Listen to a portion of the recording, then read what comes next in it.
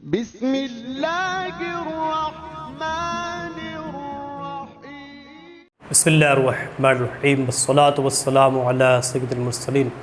محترم ناظرین کرام، آج کا ہمارا عنوان کلام ہے، گفتگو کا موضوع ہے اچھا گمان رکھنا۔ جی ہاں، جس کو حسن ظن کہا جاتا ہے، یعنی مسلمان کے لیے یہ اسلام کی تعلیم ہے کہ کسی بھائی کے متعلق اچھا گمان رکھے۔ جی ہاں، کسی کے بارے میں بدگمانی کرنا یہ بہت بڑا جرم ہے اور بہت بڑا گناہ ہے۔ جی ہاں، اور حسن ظن یعنی کسی کے متعلق اچھا گمان رکھنا یہ ایک عظیم عبادت ہے۔ نبی کریم علیہ السلام نے ارشاد فرمایا کہ حسن ظن اچھی عبادت ہے، اور ایک جگہ نبی پاک علیہ السلام نے ارشاد فرمایا حسن ظن ایمان کا حصہ ہے۔ حسن ظن اچھا گمان ایک ایسی عبادت ہے، اتنی آسان عبادت ہے کہ اس میں کسی طرح کی مشقت اور پریشانی انسان کو اٹھانی نہیں پڑتی ہے، نہ مال خرچ ہوتا ہے اور نہ کسی طرح سے بدن کی طاقت استعمال کرنی پڑتی ہے۔ بس یہ ہے کہ انسان کو اپنی سوچ کو پازیٹیو بنانا پڑتا ہے، اپنی سوچ کو سیدھی طرف لے جانا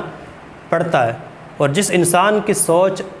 اچھی ہوتی ہے معاشرے کے اندر اس کا وقار بھی بڑھتا ہے، اور معاشرے کے اندر اس کی عزت بھی بڑھتی ہے، لوگوں کے تعلقات اس سے بڑھتے ہیں، اور بڑی آسانی اور اچھی زندگی، آسانی کے ساتھ اچھی زندگی گزارتا ہے۔ اور اس کے برعکس جس کی سوچ بری ہو جاتی ہے، جس کو برے گمان کی عادت پڑ جاتی ہے، اس کو ہر سچ جھوٹ نظر آتا ہے، اور اس کو ہر حقیقت ایک خوشنما دھوکہ نظر ہی آتا ہے۔ یاد رکھیں، اب مومن ہیں اور ہمارے اسلام کی تعلیم یہ ہے کہ کسی کے متعلق ہی اچھا گمان ہی رکھا جائے۔ جی ہاں، اسلام کی تعلیم یہ ہے کہ اگر کسی کے منہ سے شراب کی بو بھی آتی ہے تو اب اس کو شرعی سزا نہیں دی جائے گی جب تک کہ گہرائی سے اس کی تحقیق نہ کر لی جائے۔ ہو سکتا ہے کہ اس نے پانی سمجھ کر شراب پی لیا ہو اور اب اس کے منہ سے بدبو آ رہی ہے، یا یہ ہو سکتا ہے کہ کسی نے اس کو مجبور کر کے شراب اس کو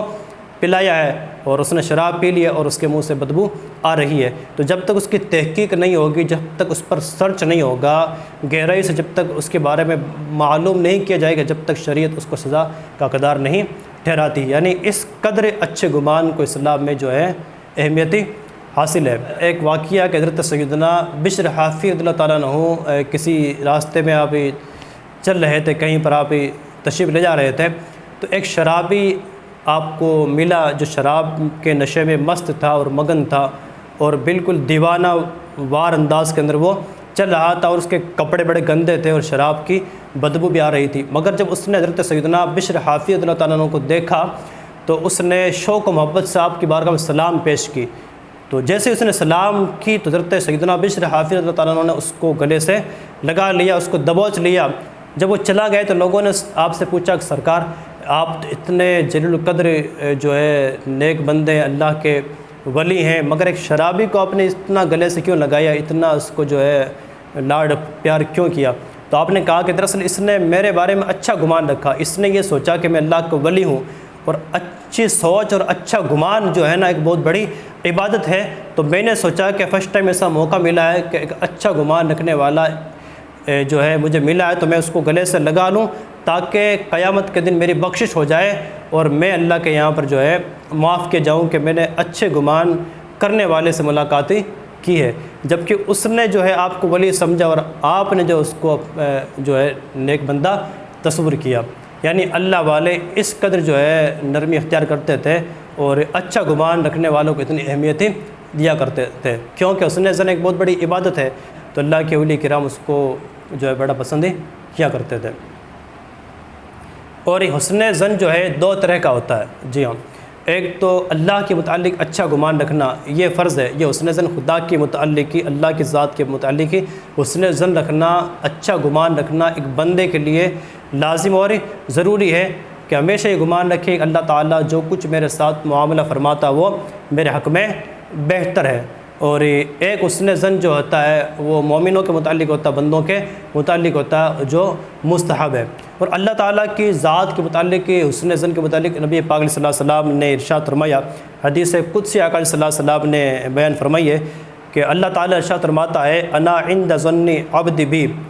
فلیظن بی ما شاء، کہ میں اپنے بندے کی گمان کے متعلق معاملہ فرماتا ہوں، یعنی بندہ جیسا گمان میرے ساتھ رکھتا ہے میں اس کے ساتھ ویسا ہی معاملہ فرماتا ہوں۔ اسی طرح ایک اور جگہ حدیث قدسی ہے کہ اللہ تعالیٰ ارشاد فرماتا اِنَّ ظَنَّ بِی خَیْرًا فَلَہُ وَإِنَّ ظَنَّ بِی شَرًّا فَلَہُ، کہ جو میرے متعلق اچھا گمان رکھتا ہے میں اس کے ساتھ ویسے ہی پیش آتا ہوں، اور جو میرے متعلق برا گمان رکھتا ہے میں اس کے ساتھ ویسے ہی پیش آتا ہوں۔ یعنی بہت سے لوگ جو ہے نا اللہ تعالیٰ کے متعلق بڑا اچھا گمان رکھتے ہیں، جب ان سے پوچھتے ہیں کیا حال ہے تو وہ سناتے ہیں کہ اللہ کا شکر ہے، اللہ تعالیٰ نے بہت عطا کیا ہے اور بس زندگی خوشحال طریقے سے بسر ہو رہی ہے۔ تو واقعی اللہ تعالیٰ فرماتا ہے کہ بندہ اگر میرے متعلق اچھا گمان رکھتا ہے تو میں اس کو اور نوازتا ہوں اور اس کو خوشی رکھتا ہوں اور اس کو اچھا رکھتا ہوں، اور اگر بندہ میرے متعلق برا گمان رکھتا ہے یعنی ناشکری کرتا ہے، بہت سے لوگ جب ملتے ہیں تو وہ کہتے ہیں کہ بڑے برے حالات چل لگے ہیں، کاروبار ٹھپ ہے اور یہ ہے وہ ہے، ناشکری کے الفاظ زبان سے نکالتے ہیں، تو جیسا برا گمان اللہ کے متعلق رکھے گا تو اللہ تعالیٰ ویسے اس کے ساتھ معاملہ فرمائے گا۔ اچھا گمان رکھیں گے اللہ تعالیٰ کے متعلق تو اللہ تعالیٰ ہماری زندگی کو اور خوشحال رکھے گا اور ہمیں رزق عطا فرمائے گا، اور اگر برا گمان رکھیں گے اللہ تعالیٰ کے متعلق تو اللہ تعالیٰ ویسے ہی ہمیں عطا فرمائے گا اور ویسے ہی معاملہ ہمارے ساتھ ہی فرمائے گا۔ تو یاد رکھیں، اپنی سوچ کو پازیٹیو بنائیں، کسی کے متعلق اچھی سوچ رکھیں،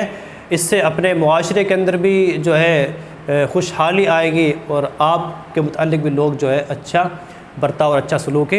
کریں گے، اور اللہ تعالیٰ بھی آپ کو سدا خوشی رکھے گا۔ اللہ تعالیٰ ہمیں دین اسلام کی خوبصورت تعلیمات پر عمل کرنے کی توفیق عطا فرمائے۔ السلام علیکم ورحمۃ اللہ وبرکاتہ۔